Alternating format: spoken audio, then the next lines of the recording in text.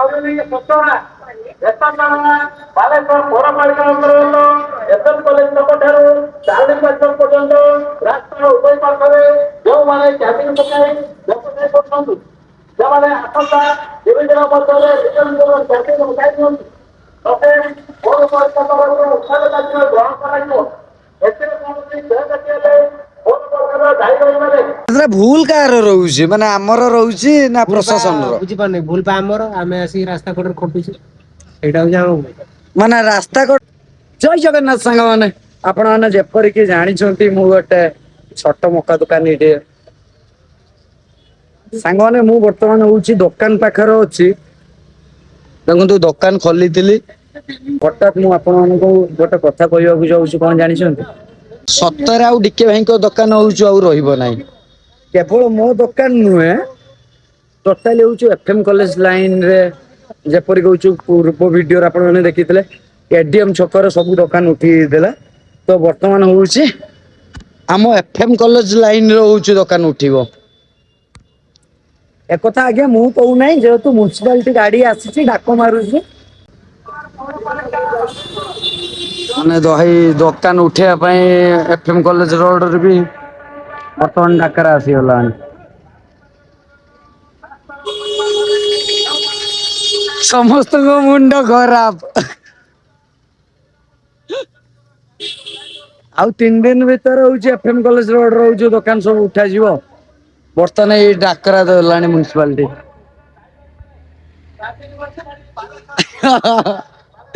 ଭାଇଜାନ କେମିତି ଲାଗୁଛି? ସମସ୍ତଙ୍କ ମୁହଁକୁ ଟିକେ ଦେଖ। ଭାଇ ଏବେ କଣ କରିବା? ଏସ୍ଏମ୍ କଲେଜ ଛକ ଠାରୁ ଚାର୍ଲି ପାର୍କ ପର୍ଯ୍ୟନ୍ତ ରାସ୍ତାର ଉଭୟ ପାର୍ଶ୍ୱରେ ଯେଉଁମାନେ କ୍ୟାବିନ ପକାଇ ବ୍ୟବସାୟ କରୁଛନ୍ତି, ସେମାନେ ଆସନ୍ତା 3 ଦିନ ମଧ୍ୟରେ ନିଜ ନିଜର କ୍ୟାବିନ ଉଠାଇ ନିଅନ୍ତି। ନଚେତ୍ ପୌରପାଳିକା ତରଫରୁ ଉଚ୍ଛେଦ କାର୍ଯ୍ୟ ଗ୍ରହଣ କରାଯିବ। ଏଥିରେ କୌଣସି କ୍ଷୟକ୍ଷତି ହେଲେ ପୌରପାଳିକା ଦାୟୀ ରହିବ ନାହିଁ। କାର୍ଯ୍ୟନିର୍ବାହୀ ଅଧିକାରୀ ବାଲେଶ୍ୱର ପୌରପାଳିକା ବାଲେଶ୍ୱର।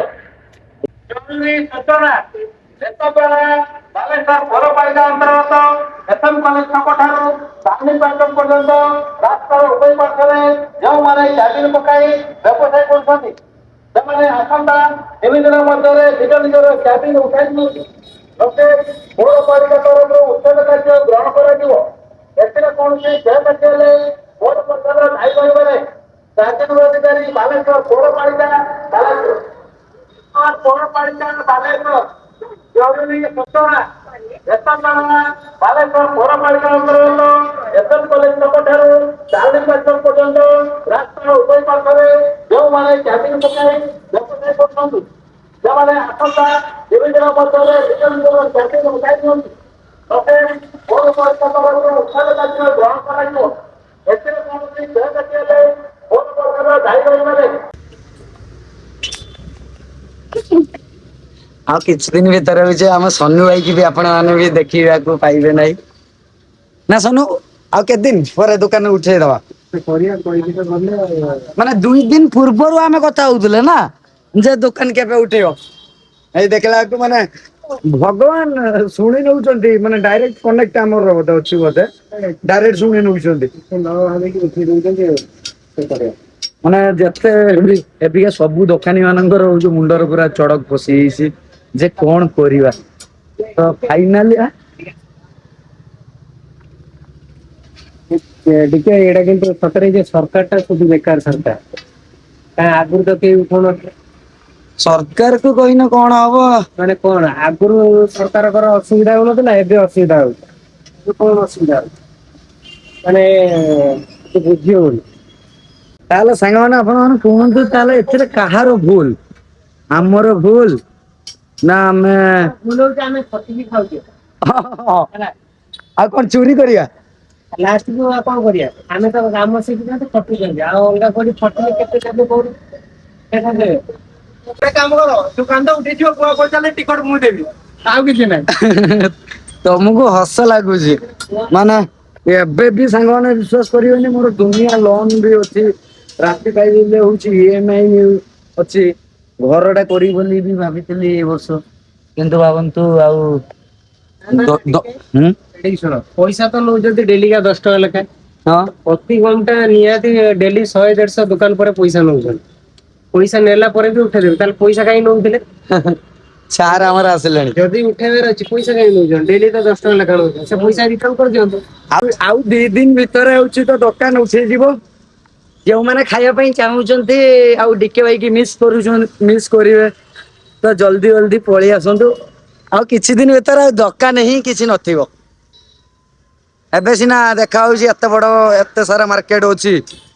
ଆଉ ମାତ୍ର 2 ଦିନ ଭିତରେ କିଛି ଦୋକାନ ନଥିବ। ଛୁଆ କିସ କରିବା ଦୋକାନ ବନ୍ଦ ହେଇଗଲେ। ଦୋକାନ ବନ୍ଦ କଲେ ଯୋଉମାନେ ମକା ଖାଇବାକୁ ଚାହୁଁଛନ୍ତି ଆଚ୍ଛା ସେମାନେ ଆଜି ଯାହା ପଳେଇ ଆସିବେ ନହେଲେ ତ କାଲିଠୁ କି ପରଦିନଠୁ ଦୋକାନ ପୁରା ଉଠାଇଥିବ ଆଉ।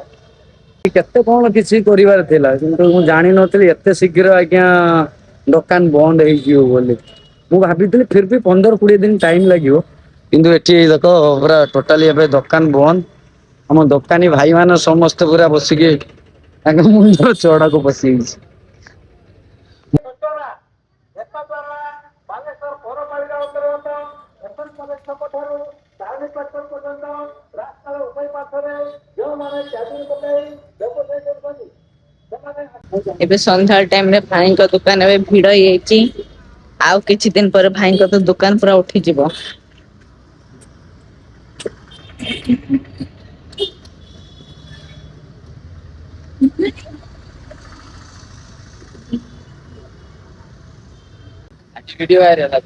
ନା ସେଇ ଦୋକାନ ଉଠାଯିବ ବା। ଆରେ ମୋ ଭାଇ ଜୟ ଜଗନ୍ନାଥ। ତ ବର୍ତ୍ତମାନ ସେମାନେ ସବୁ ଦୋକାନ ଆମେ ବନ୍ଦ କରିଦେଇଛୁ କିନ୍ତୁ ବନ୍ଦ କରିକି ବର୍ତ୍ତମାନ ଆମେ ଡିସକସନ ସବୁ ଚଲେଇଛୁ ଆମେ କଣ କରିବୁ। ମଉସା ବର୍ତ୍ତମାନ ଆମେ କଣ କରିବା? କଣ ଆଉ କରିବା ଆମକୁ ତ ସରକାରକୁ ଆଜି ଘୋଷଣା କରିଦେଇଛି ଯେ 3 ଦିନ ଭିତରେ କି ଆମେ ଦୋକାନ ସବୁ ଉଠେଇ ନେଇଛେ। ଏବେ ଆମେ କିସ କରିକି ଖାଇବା ଆମେ? ଆମ ଯେ ଛୁଆ ପୁଆ କେତେ ଚଲିବେ ଆମ ଏଇ ଦୋକାନ ଉପରେ ନିର୍ଭର। ଆମେ ଗୁଟେ ବେଳେ ଦୋକାନ ନେଇଛୁ ଯେ 2-4 ଆମେ ଏଇଠି ଆଉ ଠେଲା ରଖୁନି। ଆଉ ଆଜି ଯେତେବେଳେ ଆଲାଉନ୍ସ କରି କହିଲେ ଯେ 3 ଦିନ ଟାଇମ ଦେଇଛି 3 ଦିନ ଭିତରେ ସବୁ ଠେଲା ଉଠି ନେବେ। ଏବେ କଣ କରିବା ମାନେ ଏଟା ସରକାର କାହା ଭୁଲ ପାଇଁ ମାନେ ଆମେ ଯେ ମଉସା ଏତେ ଲୋନ ମୋନ ସବୁ ନେଇ ଆସିଛୁ ଏଇ ଯେ ମାନେ ତାକୁ ସୁଝିବା ଆମେ କେମିତି? ଏଇତ କଥା ସୁଝିବା କେରେ କମ ଆମକୁ ଏଇ ଆଜି କାହିଁକି କରୁଛି ଏବେ ଏଇ ସବୁ ରାସ୍ତାଘାଟ ଜାମ୍ ହେଉଛି ଦୋକାନ ଫୋକାନ ବହୁତ ଦୋକାନ ରଖିଦେଇକି ପଳେଇ ଯାଉଛି ସେଇ ପାଇଁ 2-3ଟା ଦୋକାନ ପାଇଁ ସବୁ ଦୋକାନୀ ମାନେ ହଇରାଣ ହଉଛି। ହଁ ଆଉ ଆମେ ଆଉ କଣ କରିବା? ସରକାରକୁ ଆମେ ଅନୁରୋଧ କରି ଜାଣିବା ଯେ ଆମକୁ ଗୋଟେ ସୁଯୋଗ କରିଦିଅ ଯାଉ ଯେ ବର୍ଷା ପାଇଁ ଆମେ ଇନକମ କରିକି 10 ପଇସା ରୋଜଗାର କରିକି ଆମେ ସଂସାର ଚଲିବା ଏଇ ଆମର ଅନୁରୋଧ। ହୋଷ୍ଟେଲ ଛୁଆ ମାନେ ସବୁ ଆସୁଥିଲେ ତାଙ୍କ ସାଙ୍ଗରେ ମିଶିକି ଚଲୁଥିଲେ। ତାଙ୍କର ବି ଆମର ଯେରକମ ଅଭାବରେ ପଡେ ତାଙ୍କର ବି ଖାଇବାର ବହୁତ କଷ୍ଟ। ସିଏ ଏବେ କେଇଠି ଯିବେ ତାମାନେ କିଆଡେ ଯିବେ ଆମ ତାପରେ ଏଇ ପାଖରେ ହଷ୍ଟେଲ ଆମ ପାଖରେ ସବୁ ହଷ୍ଟେଲକୁ ଆମେ ମିସ୍ କରିବା। ବହୁତ ଦିନ ପରେ ଆମ ହଷ୍ଟେଲକୁ ଛାଡି ଦଉଛେ।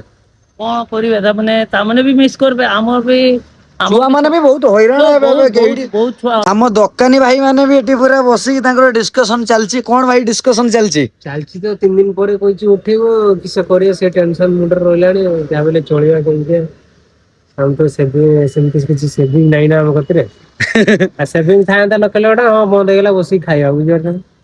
କଣ କରିବା ଟେନସନ ଲାଗିଲାଣି। ମାନେ ଏଥିରେ ଭୁଲ କାହାର ରହୁଛି ମାନେ ଆମର ରହୁଛି ନା ଭୁଲ ବା ପ୍ରଶାସନର? ବୁଝିପାରୁନି ଭୁଲ ବା ଆମର ଆମେ ଆସିକି ରାସ୍ତା କଡରେ ଖଟୁଛୁ ସେଇଟା ହଉଛି ଆମ ମାନେ ରାସ୍ତା କଡର ଦୋକାନ କରିକି ବି କେହି ବି